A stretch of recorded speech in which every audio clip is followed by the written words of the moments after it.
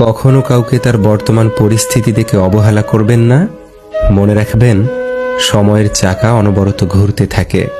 আমি যাদের নিঃস্বার্থভাবে ভালোবেসেছিলাম তাদের সবাই আমায় সুকৌশলে ব্যবহার করে গেছে। তীব্র আবেগ থেকে যেমন ভালোবাসার সৃষ্টি হয়, তেমনি অতিরিক্ত ভালোবাসা থেকে অবহেলার সৃষ্টি হয়। আমি ব্যস্ত মানুষকে বিরক্ত করা পছন্দ করি না, কারণ কেউ এতটা ব্যস্ত থাকে না যতটা ব্যস্ততা দেখায় প্রয়োজন ফুরালে।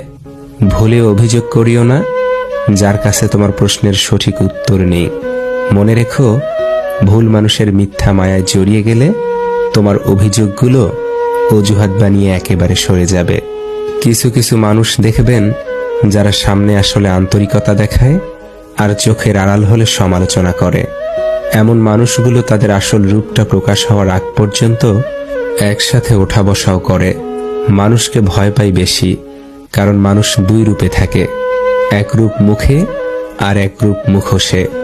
লোকের চোখে খারাপ হতে গেলে খারাপ কাজ করার দরকার নেই, উচিত কথা বললেই তুমি মানুষের চোখে খারাপ হয়ে যাবে। সাহায্য খুব দামি একটা জিনিস, এটা সবার কাছ থেকে পাবার আশা করো না, কারণ এমন লোক খুব কমই আছে যারা মনের দিক থেকে ধনী। অপ্রিয় মানুষের শত আঘাত সহ্য করা যায়, কিন্তু প্রিয় মানুষের সামান্য একটা কথার আঘাতও সহ্য করা যায় না। যে যত বেশি প্রিয়, তার থেকে পাওয়া আঘাতও তত বেশি কষ্টদায়ক।